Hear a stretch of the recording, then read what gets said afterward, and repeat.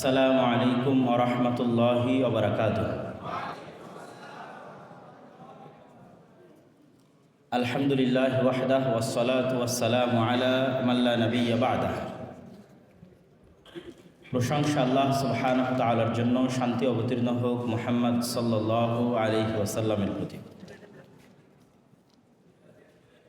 আপনারা সারাদিন ব্যাপী আজকের এই সেমিনারে দীর্ঘক্ষণ যাবৎ বহু জ্ঞানীগুণী উচ্চশিক্ষিত ইসলামিক স্কলারদের আলোচনা শুনে আসছেন। এতক্ষণ পর্যন্ত যে আপনারা ধৈর্য ধরে রেখেছেন, সেটির জন্য আপনাদেরকে আল্লাহ সুবহানাহু ওয়া তাআলা উত্তম প্রতিদান দান করুক, আল্লাহুম্মা আমিন। তো আপনারা কি ক্লান্ত, না শোনার মতো ধৈর্য আছে? জাযাকাল্লাহ খায়ের। আমার বিষয় দেওয়া ছিল সিরাত ও সমসাময়িক তরুণদের ভাবনা, এরকম কিছু একটা। তো সিরাতুন নবী সাল্লাল্লাহু আলাইহি ওয়াসাল্লাম আসলে তো অনেক বড় একটা বিষয়। 23 বছরের জীবনী আপনি আধা ঘন্টায় বলবেন, এটা অসম্ভব, এটা আসলে হয় না। কিছু কিছু অংশ, গুরুত্বপূর্ণ অংশ তুলে ধরা যেতে পারে, শিক্ষণীয়, ব্যতিক্রম। তো আমি রাসূলুল্লাহ সাল্লাল্লাহু আলাইহি সাল্লামের নেতৃত্বের দিকটা বাছাই করেছি তুলে ধরার জন্য। কেননা আমার দৃষ্টিতে আমি মনে করি প্রত্যেক মুসলিম তখনই সফল যখন সে নেতা হওয়ার চিন্তা করবে এবং নেতৃত্বের গুণাবলী তার মধ্যে বিরাজমান থাকবে। অন্যথায় আমাদের যেই গোলামীর জীবনযাপন আমরা সারা বিশ্বব্যাপী করছি, নেতৃত্বের গুণাবলী অর্জন না করা পর্যন্ত আমরা আমাদের এই গোলামীর জিঞ্জির ভাঙতে পারবো না। ফলত নেতৃত্ব এবং এই দাসত্বের জিঞ্জির ভাঙতে হলে নেতৃত্বের গুণাবলী অর্জন করতে হবে এবং রাসূলুল্লাহ সাল্লাল্লাহু আলাইহি ওয়াসাল্লামের নিকট থেকে শিখতে হবে। আর দ্বিতীয় যে বিষয়, এই নেতৃত্বের সাথে সম্পৃক্ত রেখেই সমসাময়িক কিছু বিষয় তার সাথে যতটুকু ইনক্লুড করা যায়, যতটুকু অন্তর্ভুক্ত করা যায় চেষ্টা করব ইনশাআল্লাহ। তার আগে আমি শুকরিয়া আদায় করি যারা আজকের এই অনুষ্ঠানটি আয়োজন করেছেন। আমি এখানে আসার পর শুনলাম, আমি জানতাম না, যে জাহাঙ্গীরনগর মুসলিম বিশ্ববিদ্যালয়ের প্রতিষ্ঠার পর থেকে নিয়ে গত 50 বা 53 বছরের মধ্যে এটি প্রথম কোনো ইসলামী অনুষ্ঠান। তো আমরা প্রথমত আল্লাহ সুবহানাহু ওয়া তাআলার শুকরিয়া আদায় করতে বলি আলহামদুলিল্লাহ। দ্বিতীয়ত আল্লাহ সুবহানাহু ওয়া তাআলার নিকটে দোয়া করি যে আল্লাহ সুবহানাহু ওয়া তাআলা এই উদ্যোগে বরকত দান করুন, আল্লাহুম্মা আমিন। কোনো জিনিস তখনই বাড়ে, তখনই স্থায়ী হয় যখন আল্লাহ সেটিকে কবুল করেন এবং সেটিতে বরকত দান করেন। তো আজকের যারা উদ্যোক্তা, তারা পরবর্তী উত্তরসূরিদের উপর বিশাল বড় এক আমানতের দায়িত্ব চাপিয়ে দিয়ে গেলেন। আর পূর্বসূরিদের রেখে যাওয়া অনেক বড় একটা বোঝা তারা আজকে মাথা থেকে নামিয়ে ফেললেন। আমি অবশ্য তাদেরকে পাল্টা উত্তরে বলেছিলাম, এখন যখন কথা হচ্ছিল তখনই, যখন আমাকে বললো যে গত 53 বছরে কোনো দিন এখানে ইসলামী অনুষ্ঠান প্রকাশ্যে হয়নি, তাই আমি বলছিলাম গত 53 বছরে এই বিশ্ববিদ্যালয়ে কি কোনো মুসলিম মায়ের দুধ পান করেছে এরকম কোনো সন্তান আসেনি? তো না, আমি মনে করি অবশ্যই আমাদের এই চেতনা থাকতে হবে যে আমরা আমাদের যে স্বাধীনতা আছে, আমাদের যে রাইটস আছে, আমাদের যে অধিকার আছে একজন মুসলিম হিসেবে, সেটি নিঃসংক চিত্তে আমরা সেই অধিকার বাস্তবায়ন করতে চাই ইনশাআল্লাহ। রাসূলুল্লাহ সাল্লাল্লাহু আলাইহি সাল্লামের নেতৃত্বের গুণাবলী, সবগুলো বিষয় টাচ করা সম্ভব হবে না। আজকে আমি একটা স্পেসিফিক লম্বা ঘটনা আপনাদের সামনে তুলে ধরব, তারপরে আর কিছু গুণাবলীর কথাও তার সাথে আসবে ইনশাআল্লাহ। একটা স্পেসিফিক লম্বা ঘটনা হচ্ছে, রাসূলুল্লাহ সাল্লাল্লাহু আলাইহি ওয়াসাল্লাম একদা তিনি তার সাহাবীদের নিয়ে রওনা দিয়েছেন এক সফরে। আমি সময় স্বল্পতার কারণে অত বেশি মধ্যেখানে আরবি না বলে শুধু ঘটনার সামারিটা আপনাদের সামনে তুলে ধরব। তো এক সফরে রাসূলুল্লাহ সাল্লাল্লাহু আলাইহি ওয়াসাল্লাম সাহাবীদের নিয়ে রওনা দিয়েছেন। দীর্ঘ যাত্রার কারণে, শরীরে ক্লান্তি থাকার কারণে তারা রাত একটু দেরি করে ঘুমিয়েছেন। তো রাত একটু দেরি করে ঘুমানোর ফলে পরের দিন ফজরে উঠতে সকলের দেরি হয়েছে। পরের দিন ফজরে উঠতে যখন সকলের দেরি হয়েছে, তখন এমন একটা অবস্থা দাঁড়িয়ে গেছে যে সূর্য উদয় হওয়ার পর তাদের ঘুম ভাঙতেছে, তথা সকলের ফজরের সালাত কাজা হয়ে গেছে। হাদিস সহি, রাসূলুল্লাহ সাল্লাল্লাহু আলাইহি ওয়াসাল্লামের পক্ষ থেকে এই হাদিস সহি। তো সর্বপ্রথম যিনি ঘুম থেকে জাগ্রত হয়েছেন, হাদিসের বর্ণনাকারী হচ্ছে ইমরান বিন হুসাইন রাদিয়াল্লাহু তাআলা আনহু। সর্বপ্রথম যিনি ঘুম থেকে জাগ্রত হয়েছেন তিনি আবু বকর রাদিয়াল্লাহু তাআলা আনহু। আবু বকর রাদিয়াল্লাহু তাআলা আনহু ঘুম থেকে জাগ্রত হওয়ার পর দ্বিতীয়জন যিনি ঘুম থেকে জাগ্রত হয়েছেন তিনি ওমর ইবনুল খাত্তাব রাদিয়াল্লাহু তাআলা আনহু। তো ওমর ইবনুল খাত্তাব এবং আবু বকর রাদিয়াল্লাহু তাআলা আনহুর মধ্যে আবু বকর রাদিয়াল্লাহু তাআলা আনহু আল্লাহর নবীকে ডাকতেও যাননি, জাগাতেও যাননি। তিনি মনে মনে ভাবছেন হয়তো আল্লাহর নবীর উপরে কোনো ওহী অবতীর্ণ হয়েছে, যার ফলশ্রুতিতে তিনি ঘুম থেকে ওঠেননি অথবা জাগা পাননি। কিন্তু ওমর রাদিয়াল্লাহু তাআলা আনহু যেহেতু স্ট্রেট ফরওয়ার্ড এবং খুব বেশি সাহসী, ফলত তিনি সরাসরি রাসূলুল্লাহ সাল্লাল্লাহু আলাইহি ওয়াসাল্লামের কানের কাছে গিয়ে তাকবীর দিতে শুরু করলেন। আল্লাহু আকবার, মা আসাবান নাস, কি হলো মানুষের যে তারা সকলেই ঘুমিয়ে আছে। তো তার তাকবীর ধ্বনিতে রাসূলুল্লাহ সাল্লাল্লাহু আলাইহি ওয়াসাল্লাম জাগ্রত হয়ে গেলেন। রাসূলুল্লাহ সাল্লাল্লাহু আলাইহি ওয়াসাল্লাম জাগ্রত হওয়ার পরপরই সাহাবীদেরকে আদেশ দিলেন যে তোমরা দ্রুত এই স্থান ত্যাগ করো, দ্রুত এই স্থান ত্যাগ করো। এই বাক্যের ব্যাখ্যায় বহু মুহাদ্দিসিনে কেরাম লিখেছেন যে কোনো একটি জায়গায় যখন কোনো অসৎ কাজ, অকল্যাণকর কাজ সংঘটিত হয়, তখন সেখানে শয়তানের আসর বা প্রভাবকে মাথায় রেখে তিনি দ্রুত সেই জায়গা পরিবর্তন করতে বললেন। জায়গা পরিবর্তনের সাথে সাথে মানুষের মন মানসিকতা, শয়তানের প্রভাব, অনেক কিছু থেকে সে হয়তো বেরিয়ে আসতে পারবে। তো জায়গা পরিবর্তন করার পর সাহাবীদের মধ্যে একজন সাহাবী, যিনি যার উপর ফরজ গোসল ছিল কিন্তু তিনি ফরজ গোসল করার মতো পানি পাচ্ছিলেন না, তো তিনি সালাত আদায় করেননি, দাঁড়িয়ে আছে। রাসূল সাল্লাল্লাহু আলাইহি ওয়াসাল্লাম সালাত আদায় শেষে তাকে জিজ্ঞেস করছেন, তুমি কেন সালাত আদায় করোনি? তো বলে ঘটনা এই আল্লাহ নবী পানি পায়নি, দাঁড়িয়ে আছে। তো আল্লাহ নবী বললেন তুমি তায়াম্মুম করো, তথা ফরজ গোসল থাকা অবস্থাতেও মাটি দিয়ে পবিত্রতা অর্জন করা যাবে। তো তিনি তায়াম্মুম করে এবার সালাত আদায় করলেন। তারপরে তারা রওনা দিলেন। রওনা দেওয়ার পর আমরা সকলেই জানি যে মরুভূমিতে পানির সংকট। পরবর্তী সালাত আসার আগে এবং পরবর্তী খাবার চাহিদা আসার আগে পানির সংকট দেখা দিল। আশেপাশে প্রচুর পরিমাণে পানি খোঁজা হলো, কিন্তু কোনো পানির জায়গা অনুসন্ধান করে পাওয়া গেল না। ফলত রাসূলুল্লাহ সাল্লাল্লাহু আলাইহি ওয়াসাল্লাম আলী রাদিয়াল্লাহু তাআলা আনহুকে পাঠালেন তার সাথে আরেকজনকে দিয়ে যে তোমরা দূর দূরান্ত পর্যন্ত খুঁজে আসো, যেখানে গেলে পানি পাওয়া যেতে পারে। আলী রাদিয়াল্লাহু তাআলা আনহু পানি অন্বেষণের জন্য বের হলেন। কিছু দূর যাওয়ার পর রাস্তায় একজন মহিলাকে দেখছেন, ইমরাআতুন সাদাতুন, একজন মহিলা যে 2 মটকা, চামড়ার মটকা অথবা অন্য কোনো কিছুর হতে পারে, সেই 2 মটকা পানি পরিপূর্ণ করে নিয়ে আসতেছে। আলী রাদিয়াল্লাহু তাআলা আনহু সেই মহিলাকে জিজ্ঞেস করলেন যে পানি তুমি কোথায় পেলে, পানির জায়গা কোথায়? তখন সেই মহিলা উত্তরে বলছে যে আহদি বিল মা আমস হাযিহি সাআহ,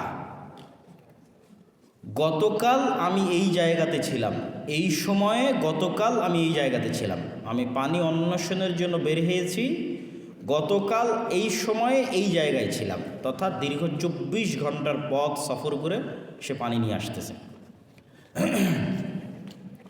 তো আলী রাদিয়াল্লাহু তাআলা আনহু বুঝলেন যে আশেপাশে পানির জায়গা খুবই সংকট, অতএব 20-25 ঘন্টার আগে পানি পাওয়ার কোনো উপায় নেই। তখন তিনি সেই মহিলাকে বলতেছেন যে আপনি কি মুহাম্মদ সাল্লাল্লাহু আলাইহি ওয়াসাল্লামকে চিনেন কিনা, তার নাম ধরে।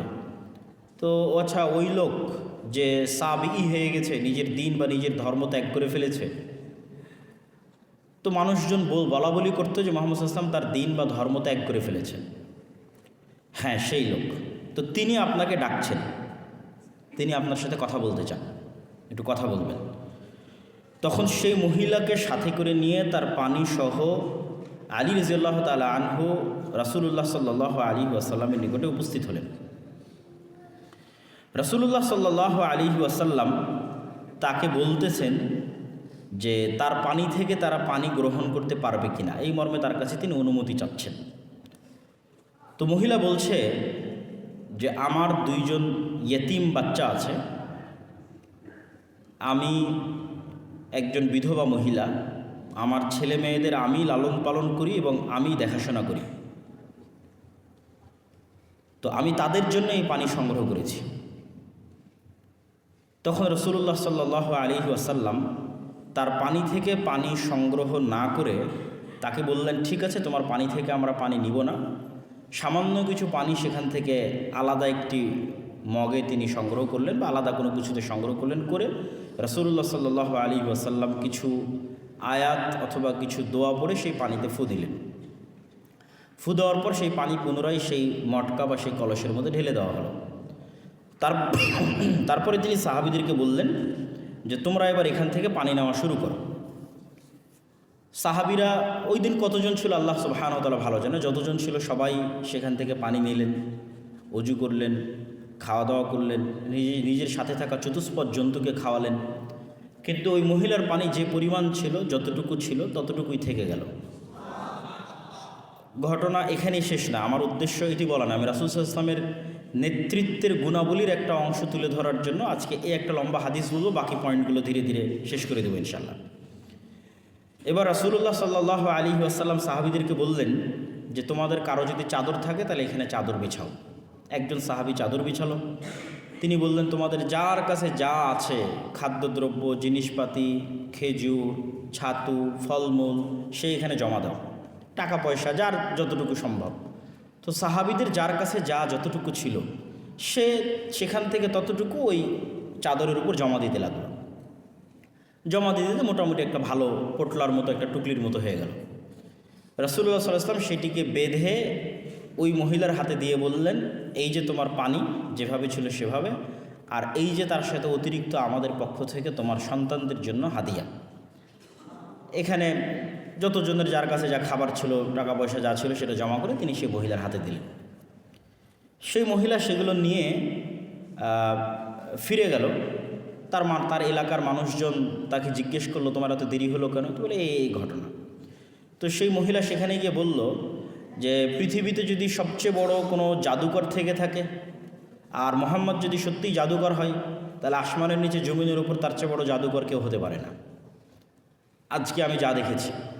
আর যদি তিনি জাদুকর না হন, সত্যবাদী হন, তাহলে তিনি আসলেই সত্য নবী। ঘটনা চলতে থাকলো, দিন যায় রাত যায়। তো রাসূলুল্লাহ সাল্লাল্লাহু আলাইহি ওয়াসাল্লাম বিভিন্ন সময় বিভিন্ন মুজাহিদ বাহিনী প্রেরণ করেন। তো মুজাহিদ বাহিনী যখন কোথাও যায়, গণ্ডগোল হয়, মারামারি হয়, যুদ্ধ হয়, কিন্তু কখনোই কোনো মুজাহিদ বাহিনী ওই মহিলা যেই গ্রামে থাকতো সেই গ্রামে গিয়ে কখনো আক্রমণও করেনি, সেই গ্রামে কাউকে কখনো কোনো কিছু জিজ্ঞেসও করেনি, কিছু বলেওনি। কিন্তু তার আশেপাশের বহু জায়গায় মুজাহিদদের সাথে যুদ্ধ হয়েছে, আর অনেক কিছু হয়েছে। তো একটা সময় তাদের মনের মধ্যে প্রশ্ন দেখা দেয় যে আশেপাশে যুদ্ধ বিগ্রহ হলো, আমাদের এখানে কেন কেউ আসে না? অথচ তখন মুহাম্মদ সাল্লাল্লাহু আলাইহি সাল্লামের দিন দিন তার ক্ষমতা এবং তার শক্তি এবং তার সামর্থ্য বাড়ছে। তখন সেই মহিলা তাদেরকে বলল, ওই গ্রামের মানুষজনকে বলল যে আমি ধারণা করছি যে আমি ওই দিন মুহাম্মদ সাল্লাল্লাহু আলাইহি ওয়াসাল্লামকে যে পানি পান করার যে সহযোগিতাটা করেছিলাম, ওই সহযোগিতার মুকাফাআহ, বিনিময় স্বরূপ মুহাম্মদ সাল্লাল্লাহু আলাইহি ওয়াসাল্লাম আমাকে এবং আমার গ্রামবাসীর যেন কোনো ক্ষতি না হয়, কোনো ভীত সন্ত্রস্ত না হয়, এই জন্য তিনি কখনোই কোনো মুজাহিদ বাহিনী এই দিকে প্রেরণ করেননি বা পাঠান নাই। তো এই ঘটনার যে কয়েকটা পয়েন্ট আমাদের কাছে শিক্ষণীয়, সেটা হচ্ছে রাসূলুল্লাহ সাল্লাল্লাহু আলাইহি ওয়াসাল্লাম এমনি এমনি নেতা ছিলেন না। তিনি প্রত্যেকটা মানুষের ছোট থেকে ছোট প্রতিদান, ছোট থেকে ছোট সহযোগিতা স্মরণ রাখতেন। ছোট থেকে ছোট প্রতিদান সহযোগিতা স্মরণ রাখার পর তিনি সর্বোচ্চ পরিমাণে চেষ্টা করতেন সেটা পাল্টা প্রতিদান আদায় করে দেওয়া, পাল্টা প্রতিদান দিয়ে দেওয়া। তো এই ঘটনার কয়েকটা প্রশ্ন আমাদের মাথায় রাখতে হবে যে ওই মহিলা ছিল মুশরিকা, কাফেরা। আলী রাদিয়াল্লাহু তাআলা আনহু গিয়ে সশস্ত্র অবস্থায় থাকার পরেও সেই মুশরিক মহিলার নিকট থেকে পানি ছিনিয়ে নেননি। তো কাফের, এর কাছ থেকে পানি ছিনিয়ে নি। ওই মহিলা যখন রাসূলুল্লাহ সাল্লাল্লাহু আলাইহি ওয়াসাল্লামের কাছে উপস্থিত হয়েছে তখন সে একা, একে তো মহিলা মানুষ, দ্বিতীয়ত একা, আর বাকি ওখানে 500 জন থাকুক 1000 জন থাকুক সবাই সশস্ত্র। তখনও রাসূলুল্লাহ সাল্লাল্লাহু আলাইহি ওয়াসাল্লাম তার সাহাবীদেরকে আদেশ দেননি যে মুশরিক, এর কাছ থেকে তুমি জোরপূর্বক নিয়ে নাও। তখনও তিনি সেই মহিলার কাছে অনুমতি চাচ্ছেন যে আমরা তোমার পানি ব্যবহার করতে চাই, অথচ মহিলা তখন একা, আর বিপরীতে যারা আছে তারা সশস্ত্র অবস্থায় আছে। তো মহিলা পানি ব্যবহারের পিছনে যখন অনুমতি দিল না, তখন রাসূলুল্লাহ সাল্লাল্লাহু আলাইহি ওয়াসাল্লাম তার পানি যে অবস্থায় ছিল সে অবস্থায় রেখেই ব্যবহারের জন্য তার যে মুআজিজা, আল্লাহর যে রহমত এবং বরকত, সে আল্লাহর সাহায্য চেয়ে ওই পানিকে ওসিলা বানিয়ে, মাধ্যম বানিয়ে তিনি তার পানি যে অবস্থায় ছিল সে অবস্থায় রাখার ব্যবস্থা করলেন। তাহলে প্রকৃত অর্থে মহিলার নিকট থেকে পানি নেওয়া হলো না, তার পানি যে অবস্থায় আছে সে অবস্থায় থাকলো। আমরা হলে বলতাম যে ঠিক আছে, আপনার পানিতে যে অবস্থায় আছে সে অবস্থায় থাকলো, তো ঠিক আছে আপনি যান, আপনার পানি তো আপনাকে বুঝিয়ে দিয়েছি। আবার সে তো মুশরিক, এই মুশরিককে এত দাম দেওয়ার দরকার আছে নাকি? কিন্তু রাসূল সাল্লাল্লাহু আলাইহি ওয়াসাল্লাম তার পানি যে অবস্থায় আছে সে অবস্থায় থাকার পরেও তিনি তার পানিটা ব্যবহার করে যে উপকারটা গ্রহণ করলেন সেটার জন্য তিনি পাল্টা তখন ইনস্ট্যান্ট সব সাহাবীর নিকট থেকে সহযোগিতা জমা করে তাকে বুঝিয়ে দিলেন। তারা তো বলতে পারতো আর ওর যে 2 ছেলে আছে সেই 2 ছেলে মুশরিক, ওরা না খেয়ে মরলে আমাদের কি সমস্যা, না খেয়ে মরুক, ওরা যদি পানিও না পায় তাতে কী সমস্যা। কিন্তু না, তিনি তার পানি যে অবস্থায় সে অবস্থায় থাকার পরেও তাকে তিনি পাল্টা উপকার করছেন। দ্বিতীয়ত এই ঘটনা তিনি ভুলে যেতে পারতেন, কিন্তু ভুলে না গিয়ে তিনি বহুদিন পর্যন্ত এই ঘটনা স্মরণে রেখেছেন যে একজন মুশরিক মহিলার কাছ থেকে তিনি সামান্য একটা উপকার গ্রহণ করেছিলেন। তো তখন অত্র অঞ্চলের মানুষ দেখল যে তাদের গ্রামের একটা নিম্ন ঘরের, একটা সাধারণ ঘরের একজন মহিলাকে এত বড় একজন নবী, এত বড় একজন শাসক এত বড় মূল্যায়ন করতে পারেন, এই সামান্য একটা উপকার এতদিন স্মরণে রাখতে পারেন। তখন সমগ্র গ্রাম একত্রিত হয়ে ওই মহিলার সাথে রাসূল সাল্লাল্লাহু আলাইহি ওয়াসাল্লামের দরবারে এসে একসাথে ইসলাম গ্রহণ করল। তো রাসূলুল্লাহ সাল্লাল্লাহু আলাইহি ওয়াসাল্লামের এই নেতৃত্বের গুণাবলীগুলো আমরা মুসলমানেরা অর্জন করতে পারিনি। আমরা বাহ্যিকভাবে ইসলামের যে আচার অনুষ্ঠান আছে সেগুলো আমরা চেষ্টা করি পালন করার, সালাত, সিয়াম, হজ, জাকাত, কিন্তু অভ্যন্তরীণভাবে, মেন্টালি, মানসিকভাবে আল্লাহর নবীর অন্তর যেমন সাফ, পরিষ্কার, নিষ্কলুষ, পরোপকারী, সত্যবাদী, ন্যায়পরায়ণ, এই অভ্যন্তরীণভাবে আমাদের অন্তরে, মুসলমানদের অন্তরে সেই গুণাবলীগুলো নাই। ফলত আমরা বাহ্যিকভাবে আমাদের আচার আনুষ্ঠানিকতা পূরণ করলেও, পালন করলেও প্রকৃত অর্থে আমরা মুনাফিক। রাসূলুল্লাহ সাল্লাল্লাহু আলাইহি ওয়াসাল্লাম বলেছেন 4টা গুণ যদি কারো মধ্যে থাকে, আর এক হাদিসে বলেছেন 3টা গুণ যদি কারো মধ্যে থাকে তাহলে সে মুনাফিকান খালিসা, খাঁটি, নিষ্কলুষ, নির্ভেজাল মুনাফিক। ইদা হাদ্দাসা কাযাবা, যখন কথা বলে মিথ্যা বলে, ওয়াইদা ওয়াদা আখলাফা, যখন ওয়াদা করে ভঙ্গ করে, ওয়াইদা তুমিনা খানা, যখন আমানত রাখা হয় তখন আমানতের খেয়ানত করে। তো আমানতের খেয়ানত মানে কি? আপনি বিশ্ববিদ্যালয়ের টিচার, সেটাও আমানত, বিশ্ববিদ্যালয়ের ছাত্র সেটাও আমানত, প্রিন্সিপাল, ভিসি সেটাও আমানত, প্রধানমন্ত্রী, প্রধান উপদেষ্টা সেটাও আমানত, ওসি, ডিসি, এসপি, মন্ত্রী, সচিব সেটাও আমানত, বাড়ির কর্তা, দায়িত্বশীল সেটাও আমানত। তো আমরা বাহ্যিকভাবে অনেক বড় ইবাদত গুজার দেখাই, আমাদের মুনাফিকি ঢাকতে। আমাদের মধ্যে যে মুনাফিকিটা আছে, তথা অন্তরটা মুহাম্মদ সাল্লাল্লাহু আলাইহি ওয়াসাল্লামের মতো, তার সাহাবীদের মতো পরিষ্কার, উদার, নিষ্কলুষ, সত্যবাদী, ন্যায়পরায়ণ নয়, অন্তরটা কলুষিত। মুনাফিক অন্তর। কিন্তু এই মুনাফিক অন্তরের মুনাফিকি ঢাকার জন্য আমরা বাহ্যিকভাবে আমাদের ইবাদতটা দেখাই। আপনি যদি প্র্যাকটিক্যাল উদাহরণ নেন, তাহলে যে মানুষটা বলছে যে আমি প্রশ্ন ফাঁসের টাকা আল্লাহর রাস্তায় দান করি, তাহলে তার অন্তরটা মুনাফিক। কেননা সে যে দায়িত্বে আছে সেই দায়িত্বের আমানতের সাথে সে কী করেছে? খেয়ানত করেছে। আর আল্লাহর নবী বলছে যে আমানতের খেয়ানত করে সে কি? মুনাফিক। তাহলে তার অন্তর মুনাফিক। কিন্তু অন্তরের এই মুনাফিকি ঢাকার জন্য সে বাহ্যিকভাবে দান করে, সালাত আদায় করে, হজ করে, উমরা করে, লম্বা দাড়ি রাখে, মাথায় টুপি রাখে। এরকম কত সিডিসি, এসপি, মন্ত্রী, মিনিস্টার, সচিব নেবেন যারা নিজ নিজ দায়িত্বের সাথে শতভাগ আমানতের খেয়ানতকারী, কিন্তু তারা নাকি আবার তাহাজ্জুদের সালাত আদায় করে। তার মানে তার অন্তরটা কি? মুনাফিক। এই পরিমাণ, এই ধরনের মুসলমানের সংখ্যা সবচেয়ে বেশি এখন। তো আমাদের দরকার নেতা মুসলিম। তো নেতা মুসলিম, মুসলিম নেতা যদি আমরা পেতে চাই, তাহলে তার অন্তর মুনাফিকি থেকে মুক্ত হতে হবে। সে যখন সালাত আদায় করবে, সিয়াম পালন করবে, হজ করবে, জাকাত দিবে, দান করবে, তখন তার ভেতরটা সত্যবাদী, আমানতদার, ন্যায়পরায়ণতার মতো, পরোপকারীর মতো গুণে গুণান্বিত হতে হবে। রাসূলুল্লাহ সাল্লাল্লাহু আলাইহি ওয়াসাল্লামের এই গুণাবলীগুলো, এই নেতৃত্বের এই গুণাবলীগুলো বলে শেষ করা সম্ভব নয়। তার সত্যবাদিতা, তার ন্যায়পরায়ণতা, তার আমানতদারিতা, তার পরোপকারিতা বলে শেষ করা সম্ভব নয়।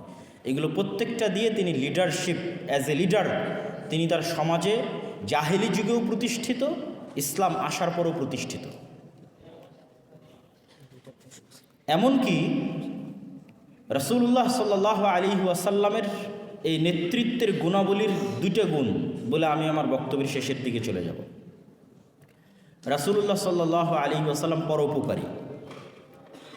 হেরা গুহায় যেই দিন তার নিকটে ইসলাম আসলো, পবিত্র কোরআনের আয়াত অবতীর্ণ হলো, সেই দিন তিনি সেখান থেকে বের হয়ে খাদিজা রাদিয়াল্লাহু তাআলা আনহার কাছে গিয়ে, কাছে গিয়ে বলছেন, আমি মারা যাব, আমাকে চাদর দিয়ে ঢেকে দাও, জ্বর চলে আসতেছে। খাদিজা রাদিয়াল্লাহু তাআলা আনহা বলছেন, কখনো নয়, আপনি মারা যাবেন না। কেন? আমি সংক্ষেপে শেষ করছি। মারা যাবেন না কেন? আপনি আত্মীয়তার সম্পর্ক রক্ষা করেন, মেহমান আসলে মেহমানের মেহমানদারি করেন, বিপদগ্রস্ত মানুষকে সহযোগিতা করেন, যার বোঝা ভারী হয়ে গেছে, ঋণের বোঝা, তাহমিলুল কাল, তার বোঝা আপনি বহন করেন। তো এই যে 5টা গুণ বলল, আর একটাও খাদিজা রাদিয়াল্লাহু তাআলা আনহা বললেন না যে আপনি হীরা গুহায় এতদিন আল্লাহর ইবাদত করেছেন, আল্লাহ আপনার ক্ষতি করবে না, এটা বললেন না। তার অন্তরটা পরিষ্কার এবং উদার, স্বচ্ছ। তার প্রমাণ এই 5টা গুণ। তিনি মেহমান আসলে মেহমানের মেহমানদারি করেন, তিনি প্রত্যেক আত্মীয়র সাথে সুসম্পর্ক রক্ষা করেন, তিনি বিপদগ্রস্ত মানুষকে সহযোগিতা করেন, যার ঋণের বোঝা ভারী হয়ে গেছে, রাস্তাঘাটে চলতে ফিরতে বোঝা ভারী হয়ে গেছে, সে বোঝা তিনি বহন করেন। তো শুধু এতটুকুই বলা না, আল্লাহর নবীর সিরা যেটি ছিল তার সবচেয়ে বড় প্রমাণ হচ্ছে আবু বকর রাদিয়াল্লাহু তাআলা আনহু। কেন?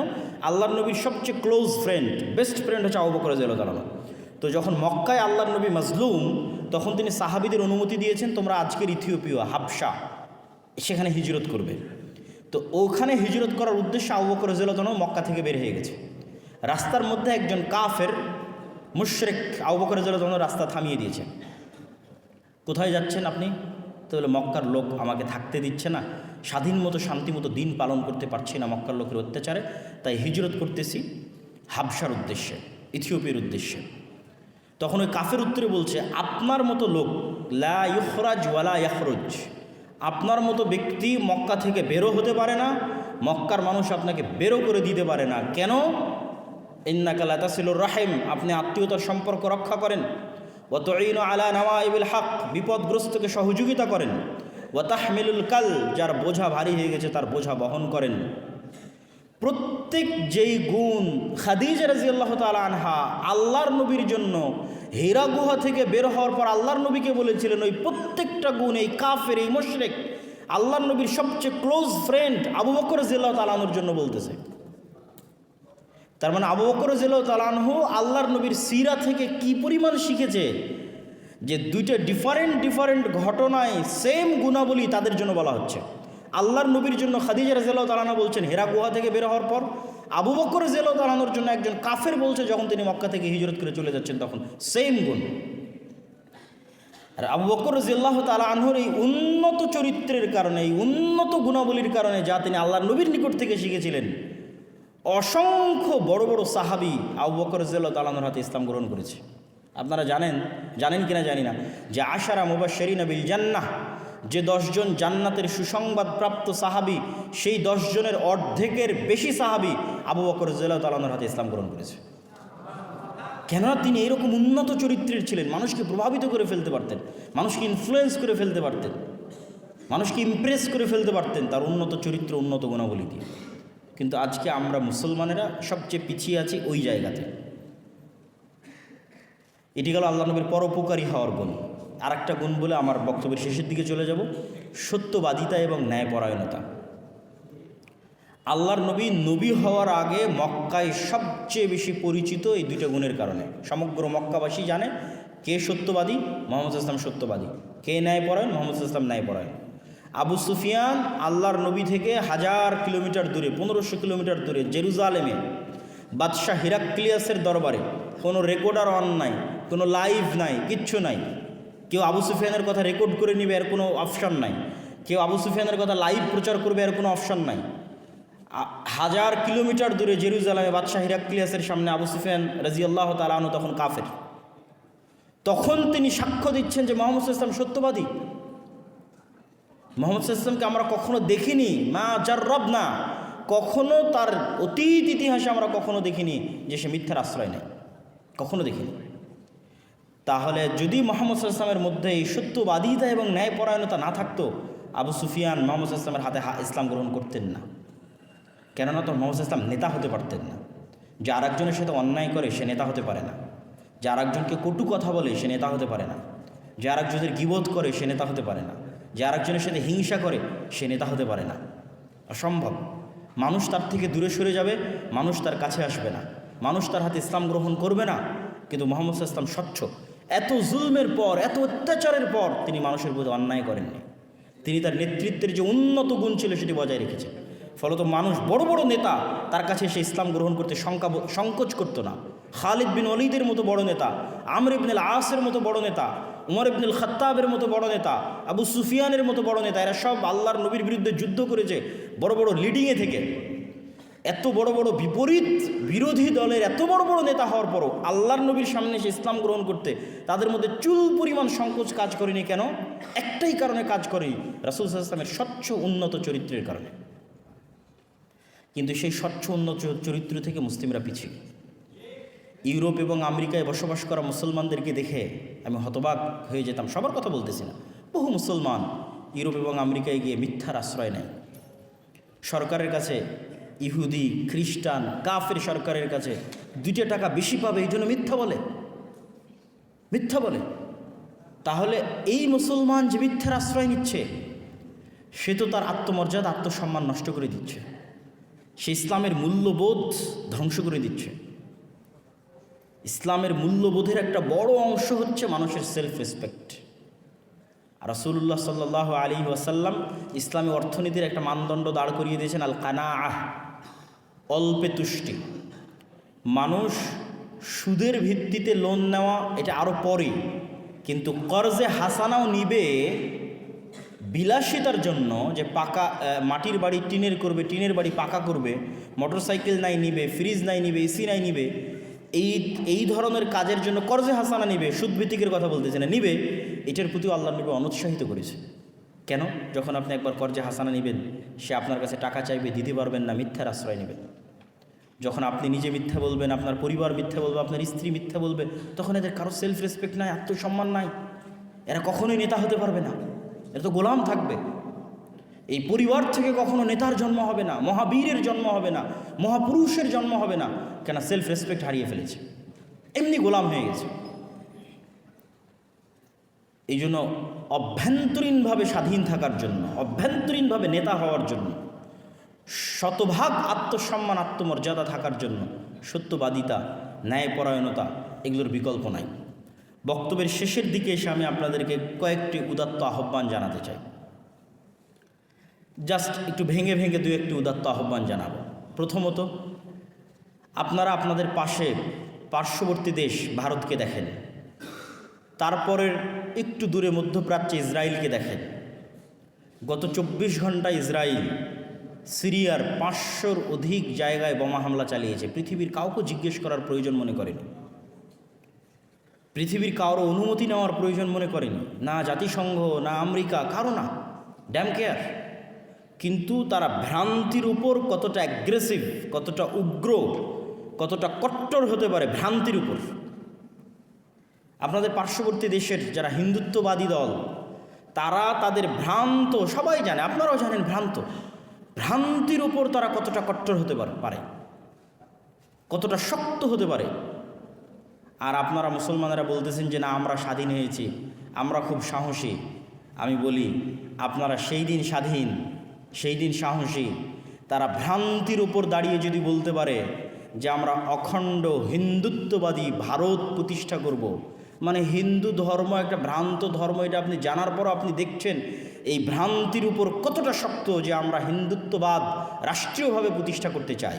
তাহলে আপনি কিসের সাহসী যদি আপনি বলতে না পারেন যে আমরা বাংলাদেশে রাষ্ট্রীয়ভাবে ইসলাম প্রতিষ্ঠা করতে চাই? আপনি সাহসী না, আপনি ভীরু কাপুরুষ।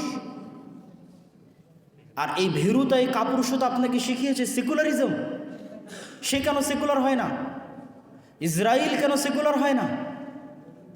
অসংখ্য ইউরোপের খ্রিস্টান কান্ট্রি, তারা কেন উগ্র খ্রিস্টান পন্থার দিকে এগিয়ে যাচ্ছে? সেকুলারিজমের দ্বার শুধু মুসলমানের জন্য, অথচ স্বয়ং ভারত রাষ্ট্র প্রতিষ্ঠা হয়েছিল সেকুলারিজমের উপর, আর পাকিস্তান আর বাংলাদেশ প্রতিষ্ঠা হয়েছিল ইসলামের উপর। সেই পাকিস্তান আর বাংলাদেশ সেকুলারিজমের দ্বার শিখতে শিখতে অনেক বড় মাপের সেকুলার হয়ে গেছে। আর ভারত প্রতিষ্ঠা হয়েছিল সেকুলারিজমের জন্য। গান্ধীর কথা বলেন, জওয়াহরলাল নেহরুর কথা বলেন, মৌলানা আবুল কালাম আজাদের কথা বলেন, তারা কট্টর হিন্দুত্ববাদের দিকে চলে গেছে।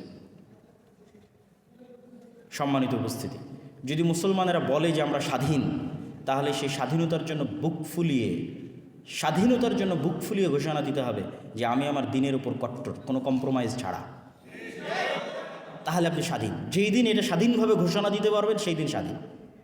আমি যেহেতু ইহুদি জাতিকে দেখেছি, আর আপনারা দূর থেকে দেখতেছেন, যেই জাতি আর এক দেশের 500 জায়গায় বোমা হামলা করতে পরোয়া করে না, সে তাদের নবীর সুন্নাত দাঁড়িয়ে রাখার জন্য পরোয়া করবে? কাউকে পরোয়া করে না। এই জন্য ওরা শতকরায় বেশি ইহুদি দাঁড়িয়ে রাখে, ড্যাম কেয়ার। 500 জায়গায় বোমা হামলা করতে আমি পরোয়া করি না, তা আমি আমার দিন পালন করতে কাকে পরোয়া করব? কিন্তু আপনি রাষ্ট্রে ইসলাম বহুদূরের কথা, আপনি ব্যক্তি জীবনে ইসলাম পালন করতে 10 বার পরোয়া করেন, পারিবারিক জীবনে ইসলাম পালন করতে 10 বার চিন্তা করেন। তো গোলামির মানসিকতা তো এখান থেকে শুরু হয়েছে। আপনি নেতা হবেন কিভাবে? আপনার মধ্যে হেজিটেশন, তো দ্বিধা তো এখান থেকে শুরু হয়েছে। আপনি মানসিকভাবে কলোনিয়াল মাইন্ড সেট বহন করছেন, যে একজন মানুষ যদি প্যান্ট শার্ট টাই থাকে তাহলে সে স্মার্ট, ইংরেজি বলতে পারলে স্মার্ট, না বলতে পারলে স্মার্ট না। আপনি যান ইংল্যান্ডের পার্শ্ববর্তী যে দেশগুলো আছে, স্পেন, ইতালি, ফ্রান্স, ওরা ইংরেজি বলে কি না?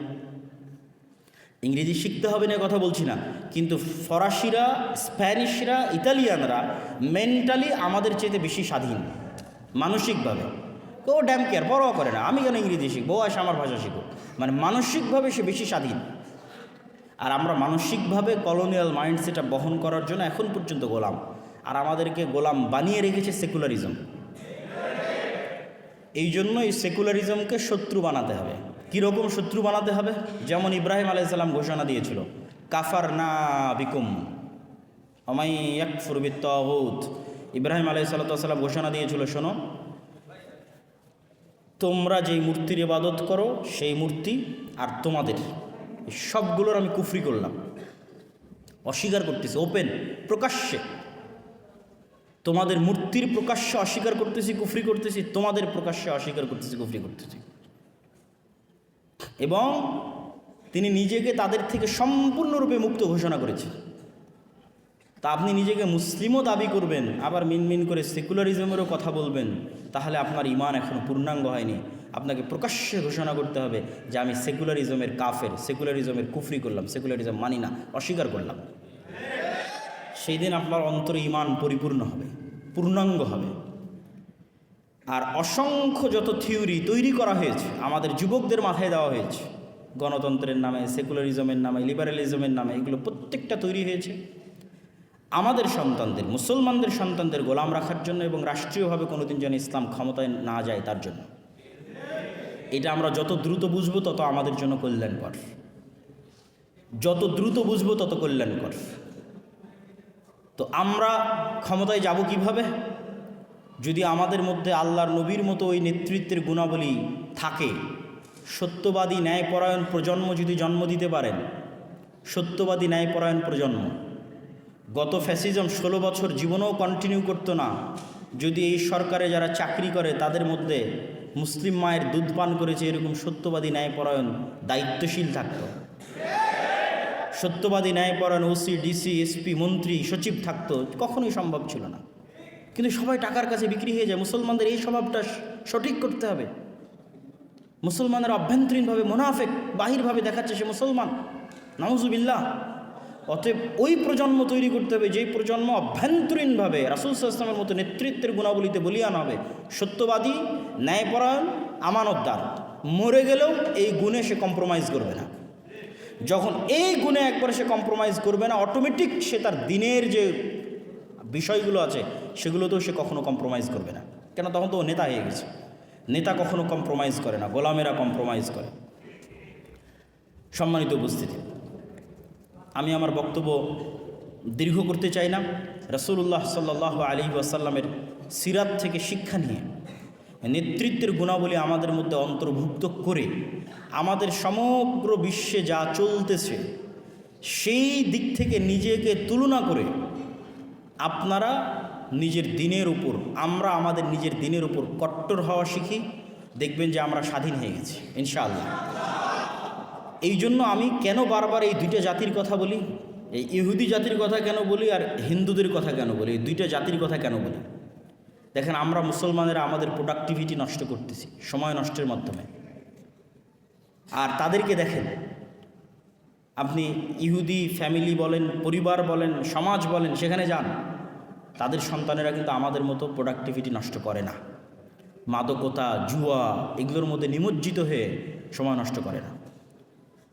আমরা যদি শুধু বলি যে হ্যাঁ আমি মুসলমান, আল্লাহ আমাকে সাহায্য করবে, জি আল্লাহ সাহায্য করবে, কিন্তু আল্লাহ একটা সিস্টেমে পৃথিবীকে ডেভেলপ করেছে, ওই সিস্টেমের মধ্যে দিয়ে যদি আপনি না যান তাহলে আল্লাহ সুবহানাহু ওয়া তাআলা কীভাবে আপনাকে সাহায্য করবে?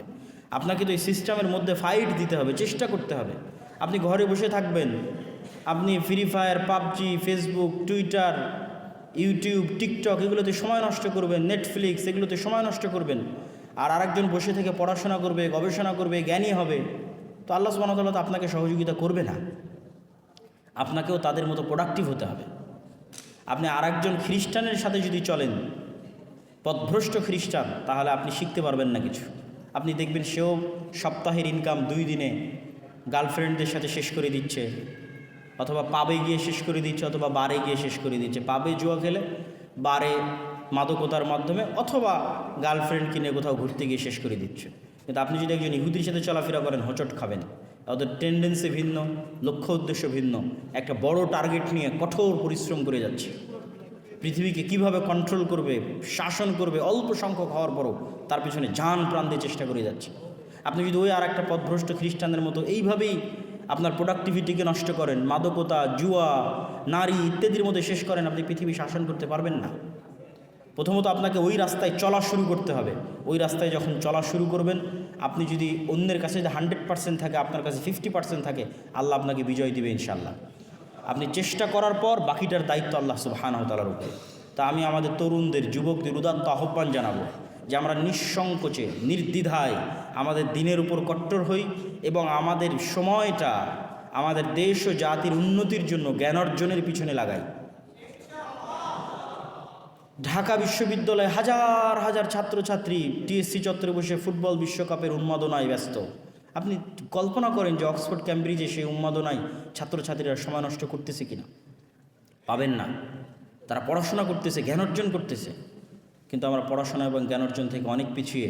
আমরা যে আমাদের পার্শ্ববর্তী দেশকে নিয়ে হাসি ঠাট্টা করতেছি। আপনি বেঙ্গলোরে যান, বেঙ্গলোরকে তারা সেকেন্ড সিলিকন ভ্যালি বানিয়েছে। আমেরিকার যে সিলিকন ভ্যালিতে তথ্য প্রযুক্তির সকল বলা যায় হাউস, সেই সেকেন্ড তারা তৈরি করেছে বেঙ্গলোরে। তো আপনি হিন্দুদেরকে কী নিয়ে ঠাট্টা বিদ্রুপ করবেন? আপনার ওইরকম সিলিকন ভ্যালি কোথায় বাংলাদেশে? ওইরকম তথ্য প্রযুক্তির স্কুল, কলেজ, ইউনিভার্সিটি হাব কোথায়? আমরা তো তৈরি করতে পারিনি। তাহলে আপনাকে ওই জগতে টেক্কা দিতে হবে, দিনের উপর কট্টর হতে হবে এবং জ্ঞান বিজ্ঞানের চেষ্টা পরিশ্রম করে টেক্কা দিতে হবে। তাহলে জাতি হিসেবে স্বাধীন হবেন। আর যদি সারাদিন মুখে সেকুলারিজম আর লিবারালিজম এগুলো যদি মুখে আওড়ান, নিজের দিনের সাথে কম্প্রোমাইজ করেন আর মদ জুয়া ইত্যাদি নিয়ে ব্যস্ত থাকেন, তাহলে আমাদের গোলামির জন্য অন্য কাউকে দোষ দিয়ে লাভ নয়। আমাদের গোলামির জন্য আমরাই দায়ী। আমাদের পরবর্তী প্রজন্ম গোলাম থাকবে, তাদের পরবর্তী প্রজন্ম গোলাম থাকবে। স্বাধীন হতে চাইলে মাথা উঁচু করে দাঁড়াতে হবে, পরিশ্রম করতে হবে। আল্লাহ সুবহানাহু ওয়া তাআলা আমাদের জাতিকে, আমাদের দেশকে, আমাদের পরবর্তী প্রজন্মকে স্বাধীন হিসেবে এই গোলামির জিঞ্জির থেকে মুক্ত হওয়ার তৌফিক দান করুক, আল্লাহুম্মা আমিন। কিছু প্রশ্ন আপনাদের পক্ষ থেকে এসেছে। কেউ যদি মডারেট মুসলিম বলে পরিচয় এবং তাত্ত্বিকভাবে সেকুলারিজম প্রমোট করে, সে কি দিনের ভিতর থাকতে পারবে বা প্রকৃত মুসলিম থাকবে? কেউ যদি সেকুলারিজমকে মনে প্রাণে বিশ্বাস করে, তাহলে তার মুসলিম থাকার সম্ভাবনা খুবই কম। আর যদি সেকুলারিজমকে এই সেন্সে, যেই সেন্সে অন্যরা না বুঝেই বলে যে ভাই এই দেশে আরও অন্য ধর্মের মানুষেরা আছে, তাদের থাকার অধিকার ইত্যাদি, সেগুলো ইসলামও স্বীকার করে যে অন্য ধর্মের মানুষেরা থাকবে, তাদের অধিকার দিতে হবে, এটার সাথে ইসলামের কোনো দ্বিমত নাই।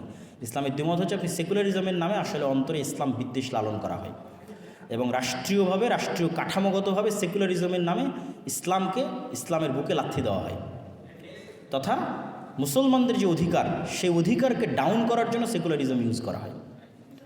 তো এই জন্য আমি বললাম যে আপনাদেরকে আপনাদের পার্শ্ববর্তীদের থেকে শিখতে হবে। আপনি এত বড় সেকুলার, তো আপনি কলকাতার দাদা বাবুদের আগে সেকুলার হতে বলেন, ওরা আগে সেকুলার হোক। আপনারা তো তাদের থেকে দার্স দেন। এই দেশের বড় বড় সেকুলাররা কাদের থেকে দার্স দেয়? কলকাতার সেকুলারদের থেকে দার্স দেয়। তো ভারতে আগে তোমরা সেকুলারিজম কায়েম করো, তারপর আপনি বাংলাদেশে সেকুলারিজমের শিক্ষা দিয়েন। ভারতে যদি তারা হিন্দুত্ববাদ কায়েম করে, তো বাংলাদেশে ইসলাম কায়েম করতে সমস্যা কী? মানুষের স্বাধীন ইচ্ছা শক্তি বলতে মূলত কী বোঝায়? যখন কেউ নিজের ইচ্ছা দ্বারা কোনো সিদ্ধান্তে উপনীত হয়, সেটা প্রকৃত অর্থে আল্লাহর সিদ্ধান্ত বলে পরিগণিত হয় কি না? যদি তাই হয়, তবে মানুষের ইচ্ছা শক্তি স্বাধীন কি করে হয়? অনুগ্রহ করে ইসলাম বলে দিলেন।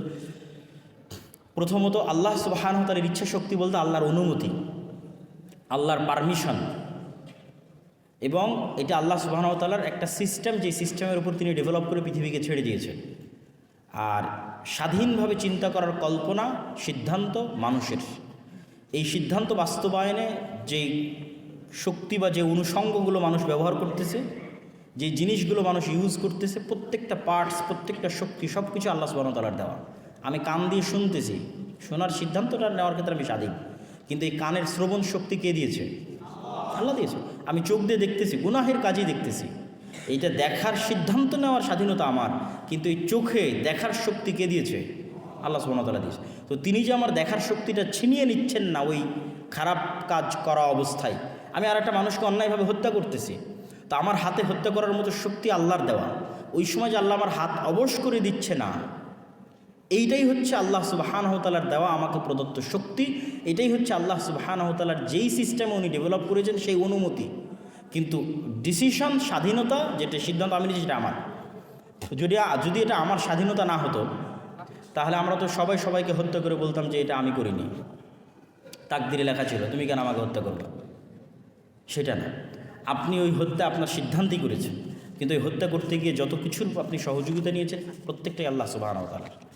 আপনার শক্তি, আপনার মেধা, আপনার কান, সব কিছু আল্লাহ সুবহানাহু ওয়া তাআলার দেওয়া, সিদ্ধান্ত আপনার।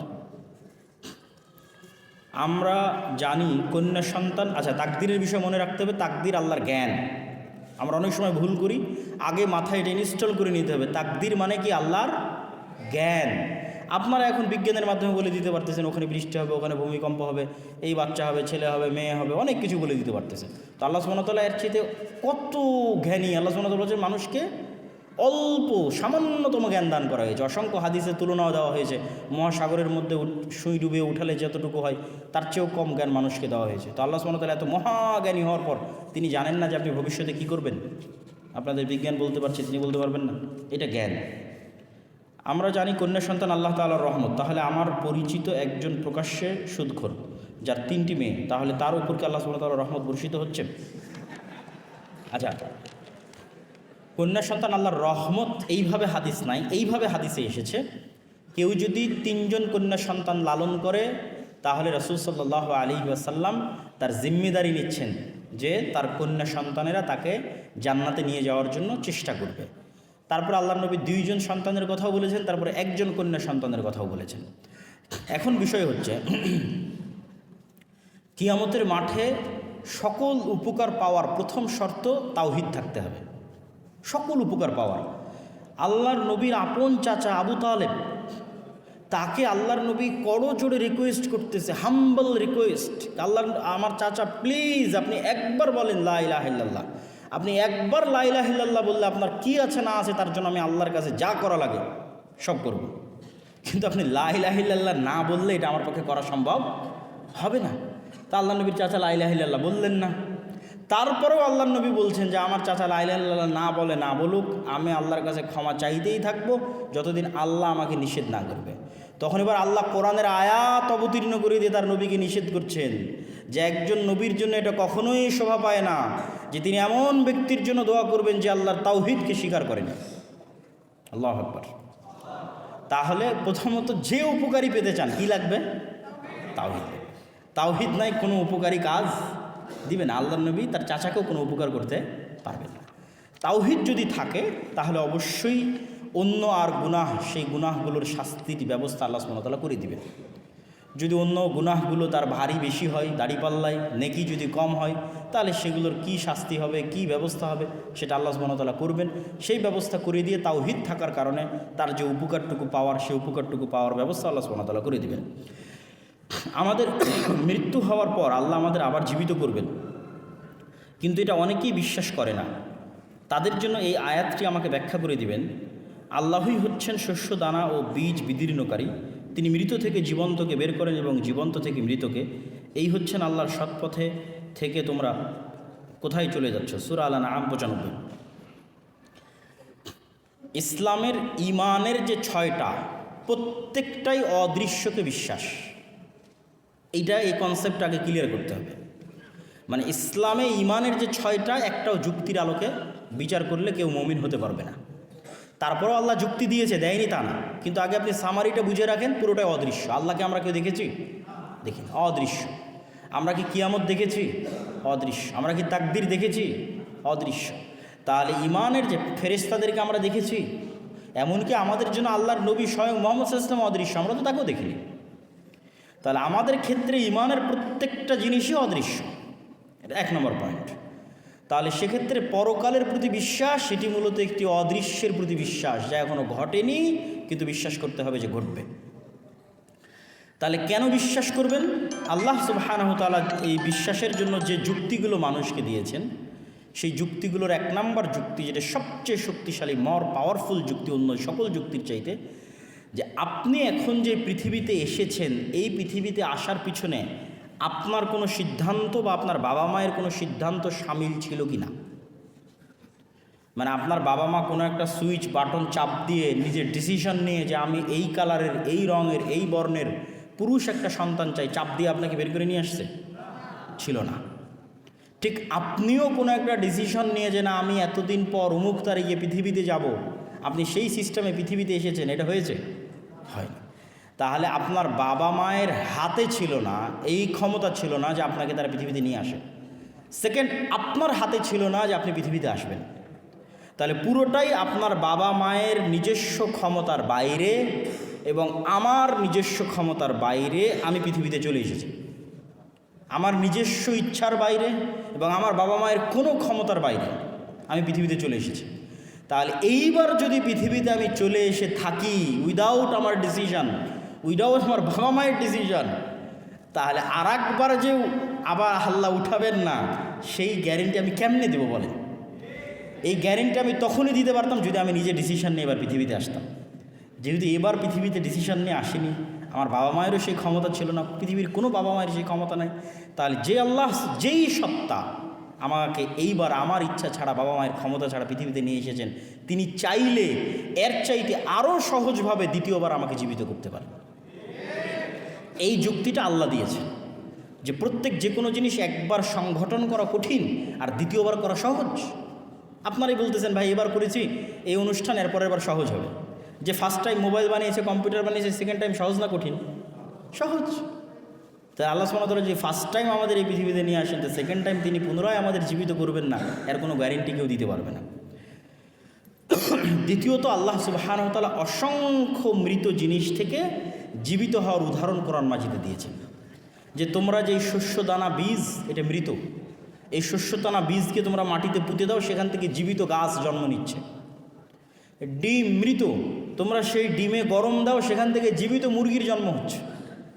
তাহলে এই অসংখ্য মৃত জিনিস থেকে পৃথিবীতে আল্লাহ তোমাদের সামনে জীবন্ত বের করে দিচ্ছে, তোমাদের চোখের সামনে।